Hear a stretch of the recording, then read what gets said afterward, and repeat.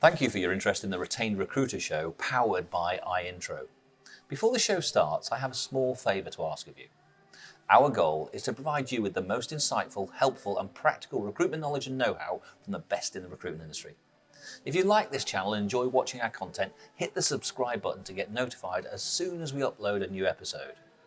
Thank you again, and as ever, we're rooting for your success. Now, time for the show.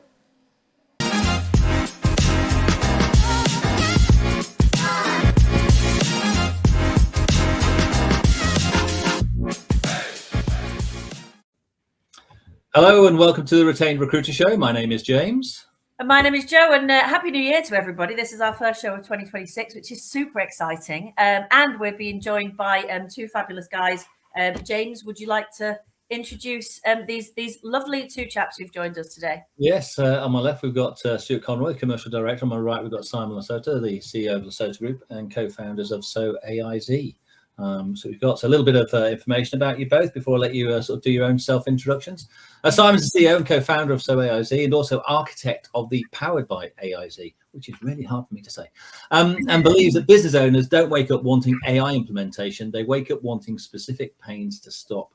And with over 2 decades of experience in automation and IT, Simon has evolved the traditional consultancy model into something far more efficient. And I love this, Simon, the lab and the standard of working.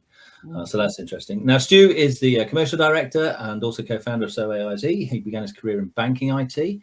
What's he doing here then? Then spent the last 2 decades building and running product businesses, covering sales channels, operations, and the systems behind profitable growth. Today, he focuses on practical AI adoption and workflow automation for commercial teams, helping organizations decide what to automate, what to measure, and how to implement AI without losing control of quality, compliance, or culture. Wow, sounds great. Listen, welcome to you both. Thank you very much for joining us. I just want to give those introductions. Hopefully, we're going to give out throughout the show how people can get in contact with you as well. But over to you two guys. So welcome. Good to see you. Si, do you want to fire away? Sure. Yeah. Thanks for that intro.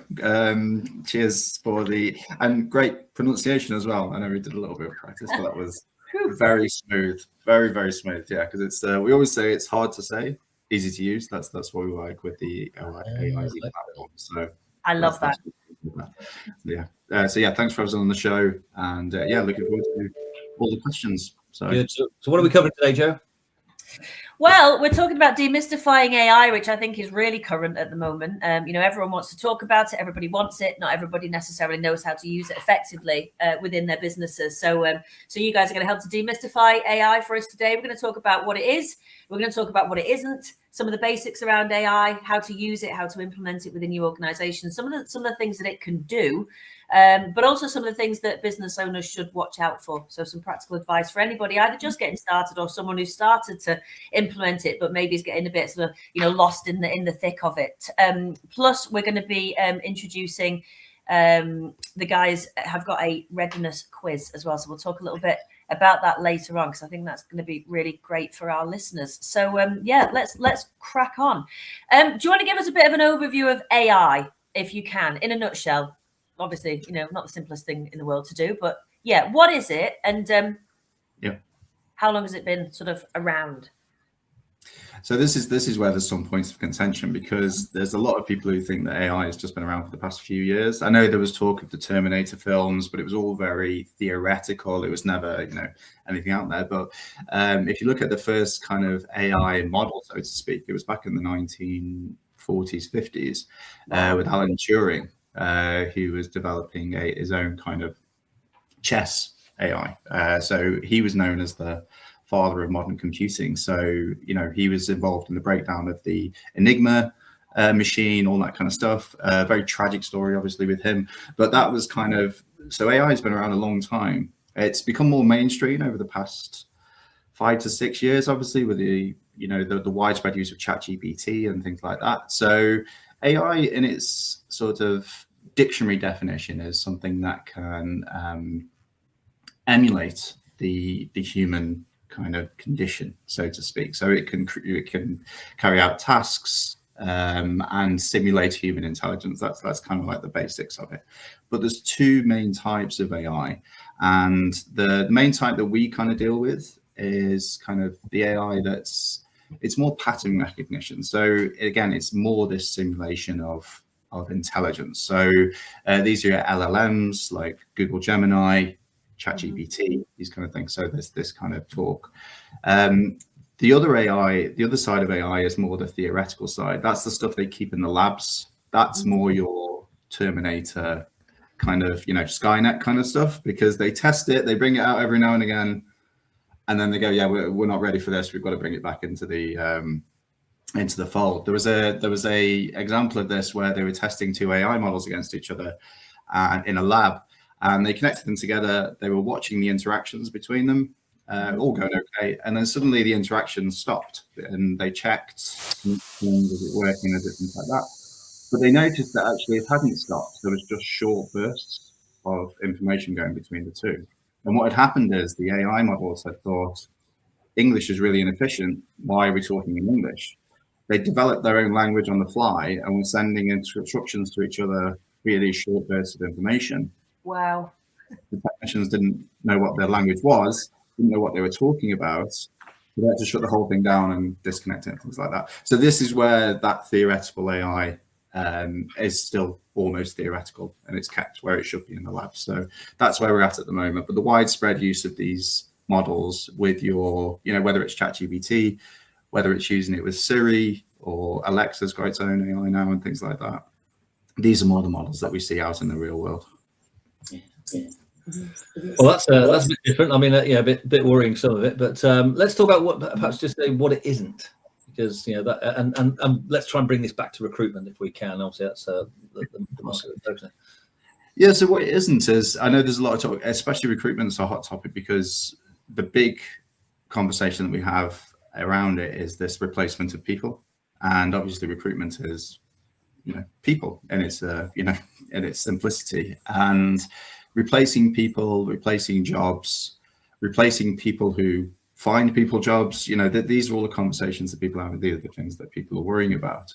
The big thing that we do at Lasota Group, and I think it's a big thing we talk about, is this human augmentation with AI. So human in the loop. So we very rarely want flows or systems where AI is just completely in control. If we look at our SoAisy platform, for example, we use the AI to do the majority of the work. It generates the posts, it comes up with the ideas based on a profile we've given it, obviously, within certain guardrails. But then once that's all done, the human team checks it. So that human in the loop checks it before it goes out to the client. The client then signs it off and says yes, no, changes, things like that. And then it automates out onto the different platforms. So that's the big thing that we always like to talk about, this human in the loop, making sure it's not just computers talking to computers, or also generating things that are, unchecked, going out onto your social media channels, all that kind of thing. And the way we kind of look at it is that, you're the rock star in this, you're the person who's putting on the concert, right? But we want AI to be your roadie. So they're going to be carrying the bags, they're going to be moving the speakers, they're going to be doing all that. So you can concentrate on doing what you do best, which is being the rock star or being the recruiter, whatever your role is. Yeah.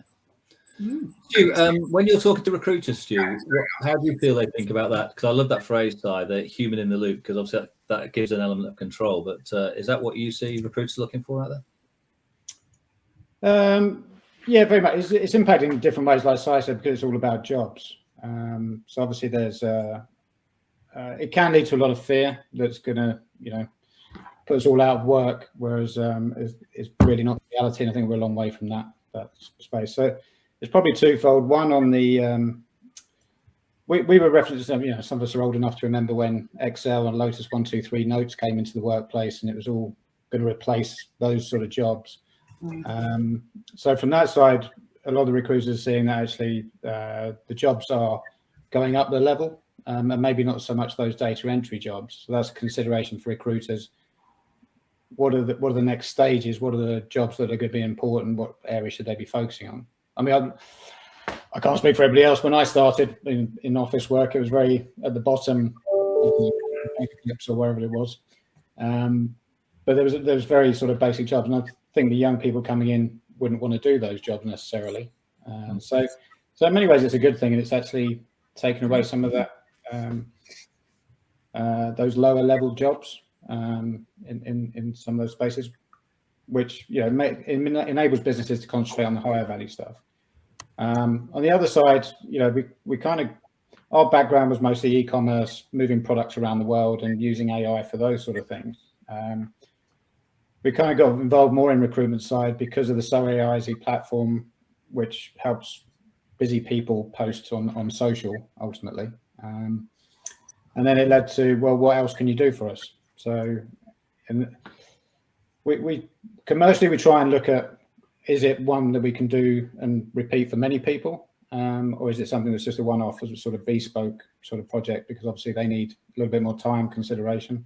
But it's, processing different files, looking at the workflows, how we can improve those for different companies. And how have you found that I mean, we deal with recruitment companies all the time, and I think they're always looking for efficiencies. They're always looking at efficiencies / maybe shortcuts sometimes, but there's so much admin based in recruitment, a lot more than I think there has been in previous years. So AI, it could be a really great tool for them. How have you found the take up within the recruitment industry with AI, but I suppose around the sort of the platforms that you guys have? I think, again, because we probably have a little bit of a biased opinion because they've already tested us with one product, then they're a little, so they're probably a bit more open. So we have high success rate in converting them into sort of other projects because they then understand the efficiencies, they trust it. So we may not be the best benchmark for the industry as a whole. But I think, the word trust is the big thing, I think, because it's maybe, so we'll talk a little bit more about contained data and the information, because I think everybody's heard the word hallucinations around, can I trust this? Is it really telling me what I want to hear, or is it actually factual? And about a year ago, I remember arguing with ChatGPT over its analysis of spreadsheets, and it's like, well, no, you've got it wrong. And it's like, oh, you're right, I did get it wrong. And it's like, well, and lots of people have that experience. It's like, oh, you're absolutely right. If you question it, it's like, oh yeah, what was I thinking? So again, what we focus on in the Lasota group, SoAisy, is just getting that confidence in the data, and there's different things you can do to contain the data, make sure that you're getting the right responses, because then people will trust it more and they'll adopt it more in their businesses. Otherwise, it's like, I don't know, I've spoken to quite a few C-level or owners. Yeah, I suppose when you look at how AI is evolving, it's trying to bring that trust with it, I suppose, because I suppose as we get more comfortable with it, or do we get more cynical? What are you seeing on that in terms of the evolution of it, and how people are adopting it and embracing it, or otherwise? Honestly, I think there's a bit of overwhelm more than anything, and it's like, because there's a new shiny object every day, and we were talking about this earlier in the week. I was always kind of a magpie, so I'm more, the new and shiny, and other people are like, well, we've always done it this way, why we would change? Why would we change? And I think behind that is there's just something new every day. So are people trusting it, or are they getting overwhelmed? Our sense is that a lot of businesses are getting overwhelmed with the amount of solutions of what they should be trying, or what their friends recommended, or their network groups recommended. So we try and have a practical approach to that, and really just, there's lots of free tools that can do a hell of a lot for businesses before they even, and part of the reason we do the training is really to get businesses understanding what they do and don't need, because there's no point in buying a Ferrari if you only pop to the shops half a mile down the road once a week. Unless you're really flash, of course, but yeah.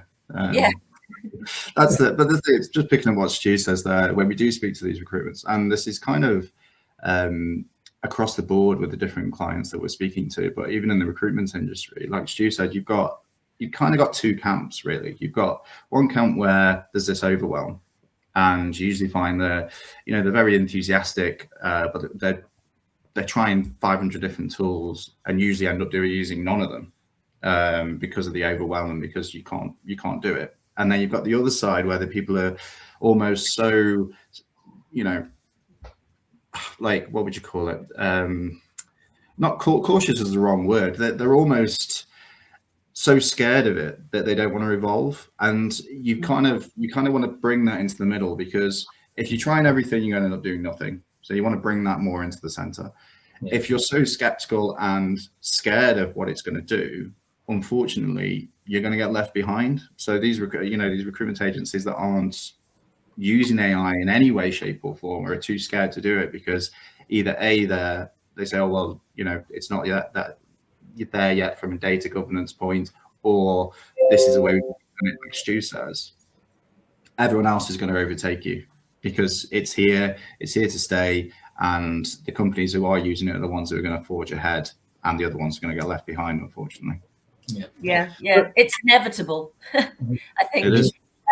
I totally get where you're coming from. I think I see a lot of clients being very overwhelmed by it. I see a lot of clients using it, but not necessarily trusting it, or maybe trusting it a bit too much, where they probably should be doing a bit of a sense check on it. And also I see some businesses have everything. They're trying to get AI into for every aspect of it, and others just don't even know. So could you give us a kind of an overview? If it was a recruitment business, what sort of workflows or processes could you use AI for that would give you, kind of increase in your return on investment? Are there any sort of really standout ones that you think people should be focusing on?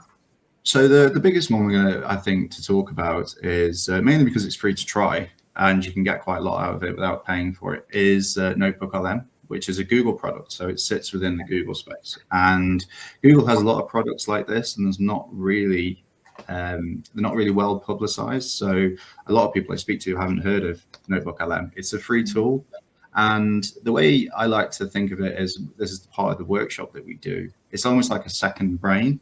So if you imagine you have I'll go back slightly. So if you look at ChatGPT or Gemini, they're all filtered towards the information they already have in their brain. So it's a bit like taking on someone who's been in an industry for 50 years, right? Mm-hmm. And trying to get them to learn a new way of doing things or things like that. They're always going to be affected by this past knowledge. And it's the same with Gemini, ChatGPT, these kind of LLM models, because they're going to go on what they know from the internet, what they've researched, what they've factored in. So it's very good at structuring data, but it's very hard to find out where that data is coming from. So from a recruitment point of view, using something like Notebook LM, it's almost like you have a very intelligent intern who's got zero memory, and you tell it exactly the information you want. So say you've got a client that you deal with a lot. You put all the background in there about what the client is about. You can put all the meeting notes in there, everything you discuss. You can put all your job specs in there, things that you've done for them in the past.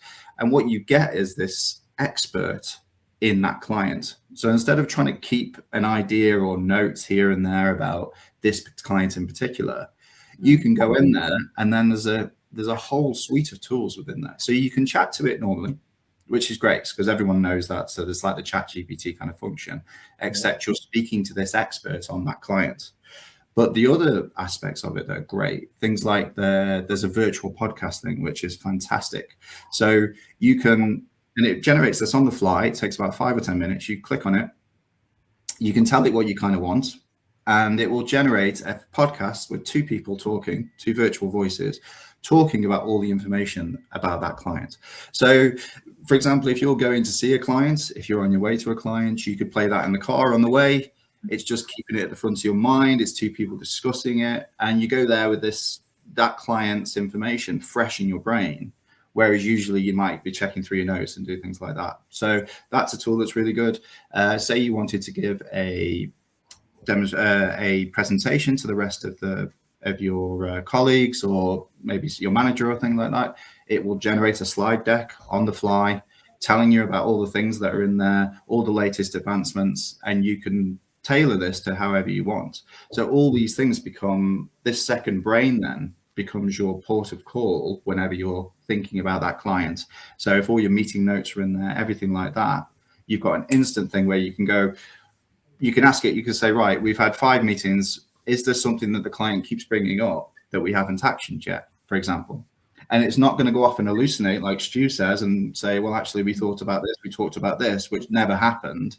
It's only going to use that information that you've given it. So it's a fantastic tool to use for any business. But in the recruitment agency, those are some concepts there that they could use it for that I think would be incredibly useful. And it's free as well to start with. So yeah, that's amazing. I've never heard of that, to be honest. So I'm going to go and look into that. I like the idea of having another brain. Yeah, you do. You can have multiples in there as well, multiple notebooks for different clients. And then on the paid version, obviously, you get more notebooks and more generations. But if you were to try it out, I'd put some information in there and tell it to generate an audio podcast, and then use that as your test piece, because it's a fantastic bit of kit. Well, that's a great tip in reality from that side of things. I just want to go back, so I'm just sort of a bit conscious of time as well. I know we said we're going to be towards the end, and although we're 2/3 of the way through, I think it's a good time, because when we spoke about how recruiters can, what all the shiny tools and go chase them, think you need AI. I saw a great little cartoon at the end of last year. We all want AI. What do we want it for? Well, don't know. Not really sure what it's for. So I think your AI readiness tool that you've prepared for this, and I hope you're okay. What we'll do is, although people don't just watch this live, we'll also post the link, if it's okay with you, in the comments box, which hopefully will drive some of the things. So just want to tell us a little bit more about that, and then we'll flash it up on the screen as well, so people can go and find it. Sure. Stu, do you want to talk about this? What do you want to? You fire away. Yeah, so we use these audit tools as a starting point for a lot of our clients, and this one's tailored kind of to the recruitment industry. So it'll ask you a series of questions: where you're at with AI, what you're using it for, what you're not using it for, and then it'll give you kind of like a readiness score at the end, just to see where you're at and give you some next steps. That might be something where you can look at, this is someone I need to pass it on to in the business. This is where we could organize like a call with myself or Stu to go through the options, to see what you're using. It's a free call to do that. So even if you're not sure, well, especially if you're not sure where AI fits, or if you're feeling a little bit overwhelmed, or you've got no idea where to start at all, this would be a good idea to say, right, this is where you are. And then, like I say, you can either jump on a call with us, you can go off and do your own research. So this is a great starting point for anyone who's kind of overwhelmed, or maybe even a little bit skeptical about using AI, and doesn't quite know where it fits with regard to data governance or anything like that. So, well, I think that is the case where not only people being overwhelmed, but I think you used the other word there, which I think is really important. People are getting skeptical of it now, because they just don't know where to turn, and so that's a really helpful tool. So we'll just flash up that address again on the bottom, so if people want to go and have a look at that. So that people can do that. So appreciate you putting the effort in to do that, and I say hopefully it'll lead to people giving you a call to share more about it. Let's talk a little bit more about SoAisy. Just what are the fundamentals of that, and how can that help recruiters? Or how does it help recruiters? So the initial idea, so version 1 came about because I was, and again, this slightly goes back to the overwhelm kind of point, is I was getting this thing of where I was using my ChatGPT to say, right, okay, I need to speak about this, and this month, generate me a month's worth of content of what I want to do. So it would then generate the posts. I'd then go into something like Canva, do the visuals for each post. Then I'd go into Hootsuite and I'd schedule the posts in. Right, so it's 3 tools you're moving between, you're paying for 3 different subscriptions, not very efficient. So I created version 1 to kind of bring those all together, because again, you don't want to be, as a recruiter, especially when you look at, it's like any other kind of industry, you look and you go, right, I've got 30 different subscriptions here. Like, am I using them all? Am I using them efficiently? Could I be using tools that bring them all into one place? So SoAisy came about from that. And also it was very important to me, going back to the human in the loop thing of, we didn't want to become another AI, they call it AI slop factory, where it's just pumping out recruitment posts onto your socials that haven't been checked. They aren't on tone with your business. They don't represent your business very well. And actually they probably negatively impact what you're doing. So the SoAisy ideal is that we create the voice, we scan your website, you can change that to however you want it to sound. It'll generate the visuals in your colors, all that kind of thing. So you have 80-90% worst case of the work already done. And then either if we're doing it for you, we sense check it, make sure it sounds on brand. It then goes out to you to approve. Or if you're using the tool yourself, like I say, I'll get you 80, 90% there. And then it's also customizable. So you can say, right, I don't like that it uses these phrases. I want it to talk this more. I want it to be more in this tone. And you can change the engine so that as you get on, you want to get it to a point where if you're doing it yourself, you're spending no longer than 45 minutes, an hour a month on all your content for the next month. Instead of, we speak to some people who spend, it takes me 2 days to put together my whole from the thing. So and this is where it should be. So it's not going to be the finished product, because that's not what we want, because we want it to be touched by the human in the business, the expert. I think the other side of that, sorry. I think the other side of that as well is that in terms of market fit, we've run businesses and been involved in business. If you go to an agency, those sort of clients that need that tool, they won't spend the money that the agencies have to, charge to make it worth their while. So it really sits in that entry level or that point where somebody's time poor, but also hasn't got the money to pay an agency to do it full time. So when it does 90% of the work, it brings that cost down. And what we said at the beginning is just reducing those costs at the lower level of those repetitive tasks, a lot of them, but still empowering humans with it. Good. Yeah. Well, listen, it sounds fascinating. So there's a website down there so that people can go and find it easy and look you guys up and find out a bit more. But Joe, let's look at some of the tips, perhaps, or final question, perhaps. Yeah, absolutely. So obviously we're coming to an end. We like to, in fact, there's 2 questions really. So I'll ask it as an A and a B because just from a time perspective. So we've spoken a little bit about, multiple different things. A lot of our listeners are recruitment business owners. What would your practical advice be to a business owner right now if they were looking into, implementing AI into their business? Secondly, so part B would be, is there anything that you think that they should watch out for? Is there any sort of, advice, words of warning that you would give them? So on point A, what I'd say is start with the outcome in mind. So instead of looking at a tool and going, where does this fit into my business? Say, this is an issue I have in my business. Is there something with AI that can fix this? And there usually will be. So I'd start backwards, start with the outcome and say, right, okay, this is the issue I'm constantly having. Is there an AI tool that will help with that? So, and then test those out in that perspective instead of doing it the other way around. That would be my point A. Point B, things to look out for is just be cautious to start with regards to your data. If you haven't got governance, if you haven't got governance in place for what to do with your data and how it fits into AI, which some companies haven't, because again, it's evolving so fast that it's hard for everyone to keep up.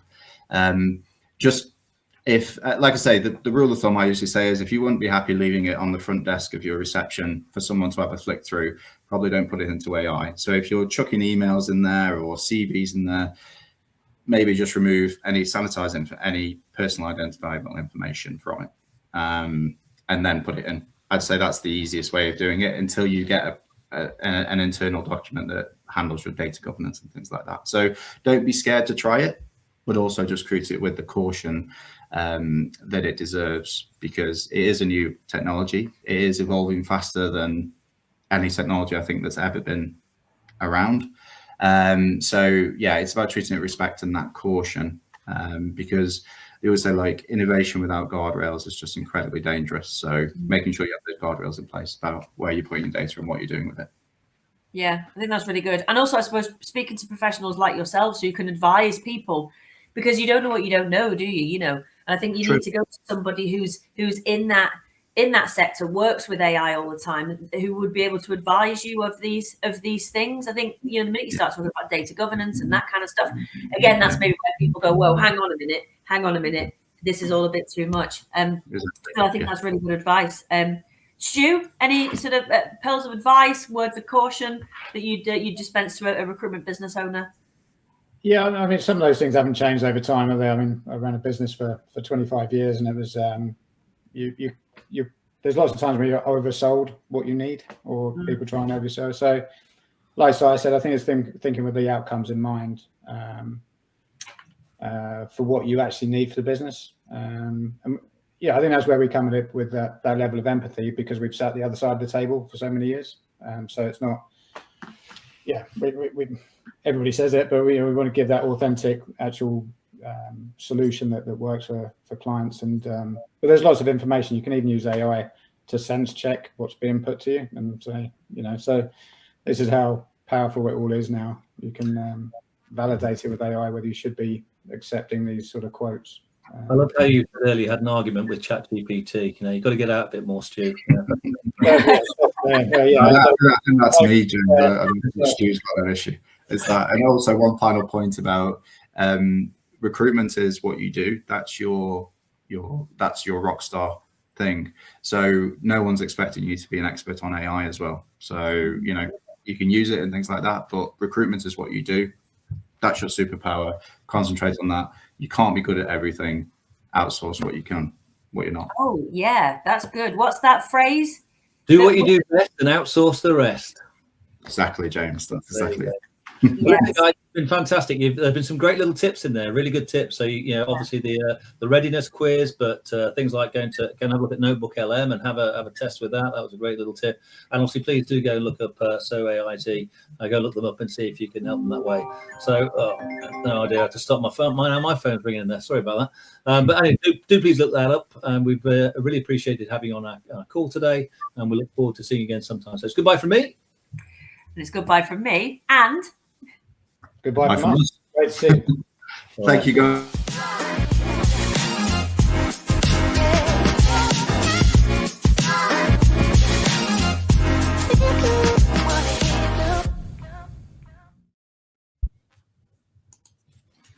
Thanks a lot, guys. We'll see you again next time. Appreciate it. James. Cheers, James.